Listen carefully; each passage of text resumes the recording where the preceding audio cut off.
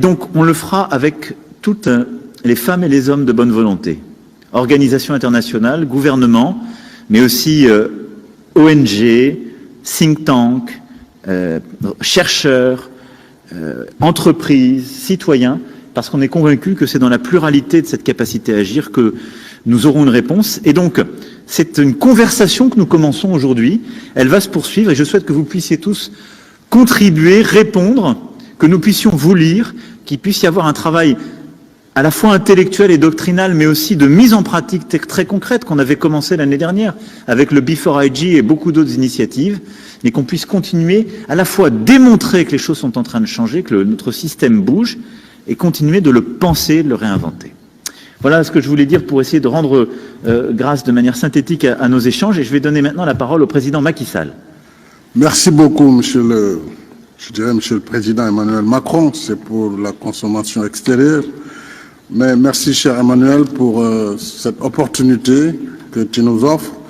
Nous avons eu un échange très dynamique tout à l'heure avec les collègues Christonina ainsi que Charles Michel et tous les autres qui ont été dans ce débat. Et vous avez bien brossé le sujet dans sa globalité, que ce soit sur les questions de santé mondiale avec la pandémie de Covid-19, qui est une pandémie commune au monde entier aujourd'hui, avec nos vulnérabilités communes et nos fragilités communes, mais aussi la nécessaire solidarité entre États et au sein des États. Vous avez parlé aussi d'un sujet d'actualité. CRIAR, c'est le sujet, c'est le climat et la biodiversité qui mérite la mobilisation de tout le monde pour l'application de l'accord de Paris. Et il y va de la survie de notre planète. C'est-à-dire que tout le monde doit prendre conscience que si nous n'agissons pas maintenant, eh bien nous allons voir, en tout cas notre planète, sinon disparaître, du moins nous révéler des manifestations que nous n'avons jamais connues jusqu'ici. Et nous en avons déjà des exemples très patents. Ensuite, il y a la question du commerce, de l'économie mondiale, la question de l'investissement, de l'accès au crédit, en particulier pour les pays en développement, la question du numérique et celle de la défense des valeurs communes ou des valeurs partagées. Alors, moi je voudrais choisir juste un exemple et développer un peu sur la question de l'inclusion. Puisque l'inclusion, pour moi, c'est d'abord un facteur de paix sociale. Au sein des nations, mais au sein de chaque pays, à l'intérieur de chaque pays, il faut qu'il y ait une politique de justice sociale, d'équité sociale et territoriale, pour d'abord limiter les inégalités, les injustices. C'est un facteur de stabilité, à la fois nationale et internationale. Quand on voit les phénomènes dans les pays, en particulier africains, où l'exode rural a été la première manifestation au sein des nations avant qu'elle ne devienne une question de migration clandestine aujourd'hui, parce que les gens, après avoir fait la première migration vers les capitales, qui sont sur les côtes, aujourd'hui c'est une tendance tout à fait nouvelle et assez préoccupante vers des destinations européennes et autres. Alors cela nécessite bien entendu une prise en charge d'abord des États. C'est notre responsabilité première de créer les conditions de donner de la formation, de donner de l'emploi, même si ce n'est pas que l'emploi salarié qui ne peut pas prendre en charge les besoins de l'emploi en Afrique. Mais il faut également que la solidarité et l'inclusion, cette fois-ci entre les États, puissent jouer pour apporter des solutions durables. Dans le cas du Sénégal, depuis 2014, j'ai lancé quelques politiques d'inclusion. Je voulais juste dire comment ça se produit. C'est d'abord ce que j'ai appelé la politique d'équité, une équité sociale et territoriale, puisque nous avons traduit cette politique d'équité en termes d'accès à des services sociaux de base, mais dans les territoires, à l'intérieur. L'accès à l'eau potable, l'accès universel également à l'électricité, l'accès à la mobilité collective, donc les pistes de désenclavement pour faciliter les productions, les zones de production vers les zones de marché, mais aussi le désenclavement tout simplement. Et enfin, une quatrième dimension qui est l'allègement des travaux domestiques des femmes en milieu rural. Jusqu'à présent, dans certaines parties du monde, les femmes utilisent la force musculaire pour moudre les grains, pour aller chercher du bois de chauffe, pour, disons, quotidiennement, travailler durement. Alors, il faut des machines, il faut des moulins à mil, il faut, etc., etc.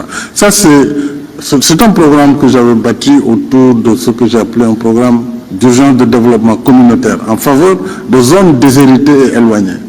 De la même façon, les zones frontalières qui sont les plus réceptives au terrorisme et au discours, puisque ce sont des territoires abandonnés en général, éloignés, qui n'ont accès ni à l'eau, ni à l'électricité, ni aux soins de santé.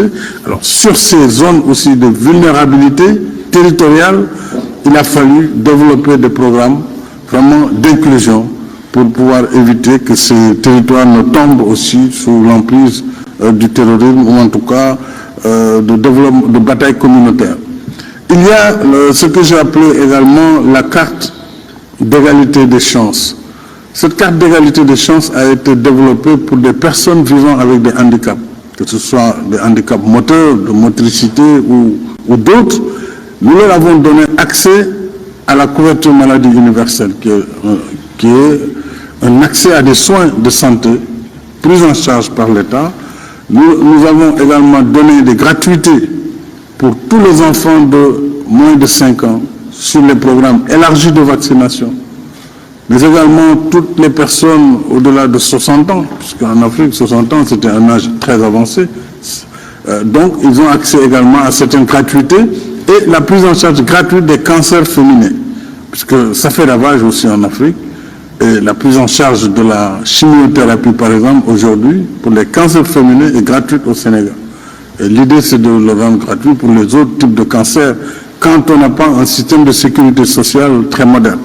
Alors, pour moi, l'inclusion, c'est tout cela, c'est aussi, surtout, le financement rapide des femmes et des jeunes pour l'entrepreneuriat.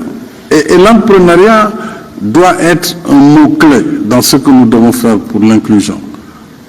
Puisque les États ne peuvent pas donner suffisamment d'emplois, même les entreprises ne peuvent pas donner suffisamment d'emplois par rapport à la demande.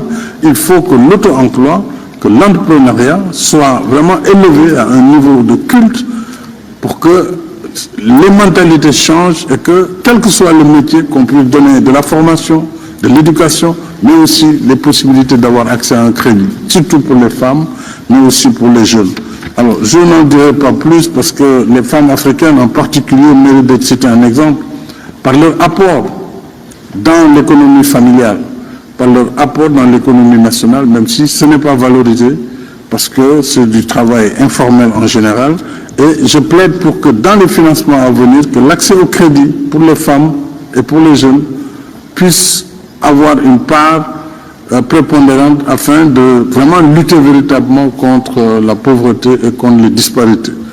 Enfin, je voudrais au plan international maintenant, pour revenir à ce que Emmanuel a dit, il nous faut une humanité commune, il nous faut travailler vers des plateformes communes.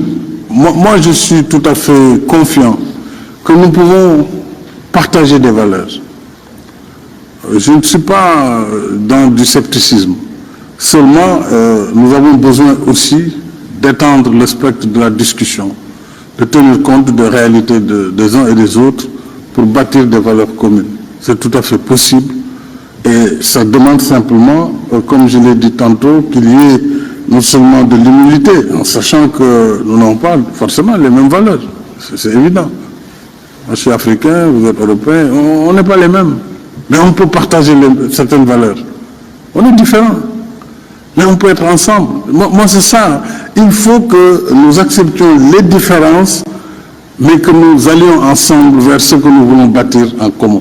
C'est comme ça que je vois, en tout cas, la plateforme qui pourra nous permettre de combattre ensemble tous ceux qui sont contre ces valeurs communes que nous pouvons développer et qui se nourrissent de la haine et du discours qui veut créer un discours hégémonique pour justifier justement leur forfait en utilisant la religion, alors que l'islam d'ailleurs est la première victime.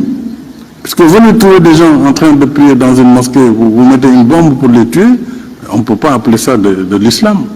Ou venir dans une église, tuer des fidèles catholiques, alors que le prophète Mohammed, pendant qu'il était à Médine, a hébergé dans sa mosquée des gens qui étaient en quête de zones de prière. On ne peut pas dire que l'islam, en tout cas l'islam que nous connaissons nous au Sénégal, qui est un islam de tolérance, que nous assumons, ne peut pas aller dans cette direction. Mais nous voulons aussi qu'il y ait de la tolérance vis-à-vis de l'islam tolérante. Bien combattre le terrorisme, nous sommes ensemble au Mali, nous sommes ensemble dans beaucoup de théâtres. Il faut que nous battions ensemble contre ces extrémismes, mais il faut aussi qu'on respecte la différence. Pour juste pouvoir parler avec les autres communautés. Parce que tout le monde n'est pas au même niveau de compréhension, tout le monde voilà, n'a pas la même compréhension des phénomènes et des sujets. Ainsi va le monde. Quand il est midi à Paris, il est peut-être 13h à Beijing, je ne sais pas. Il est encore 7h du matin à Washington. C'est comme ça le monde. De la même façon, les gens sont différents. Ils ne sont pas les mêmes. Des noirs, des jaunes, des blancs, il y a du tout. Donc, mais nous devons quand même malgré tout bâtir nos identités communes et bâtir les valeurs communes qui peuvent nous permettre d'être ensemble, Emmanuel. Et je pense que c'est possible sur l'essentiel. Sur la démocratie, sur les droits de l'homme, tout le monde est d'accord qu'il faut respecter l'intégrité physique des personnes, qu'il faut respecter les droits des êtres humains, il faut respecter les lois de la démocratie, etc., etc. Tenons compte simplement sur d'autres sujets de ce que chaque État est, de comment il réagit et de comment ces populations peuvent réagir. Mais je reste en tout cas très optimiste sur l'avenir du monde. Seulement, il y a des parties du monde qui n'étaient pas là en 1945, puisqu'elles étaient sous colonie. Et nous n'étions pas là quand on formait les Nations Unies. Donc les règles qui sont là, qui gouvernent les Nations Unies, ne sont pas dans notre intérêt. C'est ça objectivement. Toute l'Afrique, 54 États, aucun n'est membre du Conseil, membre permanent du Conseil de sécurité. Mais c'est une injustice. Aucun. Alors que l'essentiel de l'agenda, c'est l'Afrique. Les conflits en Afrique, les maladies, le terrorisme, on n'est pas présent. Bon, on fait des rotations, chacun 2 ans, etc. Ce n'est pas juste. Il faut que nous osions avec vous remettre en cause ces règles qui sont dépassées, tout simplement, parce qu'elles ont fait leur temps, ça fait 70 ans. Peut-être l'humanité faisait 2 milliards, 3 milliards. Aujourd'hui, nous sommes 7 milliards. Il y a plus de 2 milliards, 5 milliards qui n'ont aucune représentation. Au Fonds monétaire, la directrice générale vient de le dire. Notre participation, elle est marginale. C'est vraiment la portion congrue. Parce qu'au moment de contribuer, nous n'avons pas les moyens de contribuer. Pour autant, je salue l'idée d'Emmanuel et de Charles, qui consiste à dire les pays qui peuvent se passer de ces ressources, parce qu'ils ont d'autres capacités, peuvent permettre que leurs droits de tirage spéciaux puissent servir comme dans une mutuelle à aider les autres qui en ont aujourd'hui besoin. Et c'est ça l'inclusion, la solidarité. En tout cas, je voudrais m'arrêter là pour accompagner et saluer vraiment ces réflexions que le Forum de Paris sur la paix nous permet d'avoir et de bâtir ensemble un avenir radieux dans la solidarité et dans l'inclusion. Merci, Président. Merci, cher Macky. Je vais donner la parole maintenant au Président du Conseil européen, M. Charles Michel. Cher Charles. Merci beaucoup, Monsieur le Président et très très cher ami. C'était évidemment un plaisir pour moi, un honneur pour moi d'être présent ici aujourd'hui. Et je voudrais commencer par remercier et saluer pas seulement l'implication, mais l'action sans relâche du Président français pour être engagé